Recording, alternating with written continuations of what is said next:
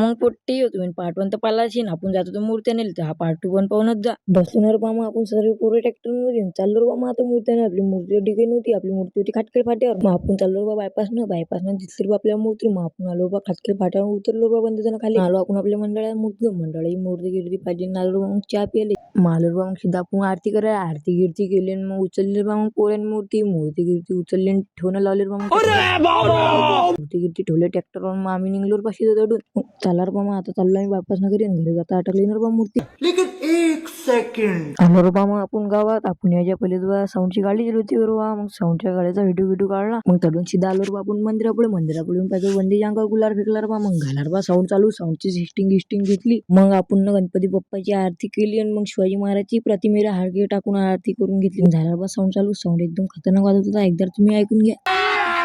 अभी मजा आएगा ना भिड़ो.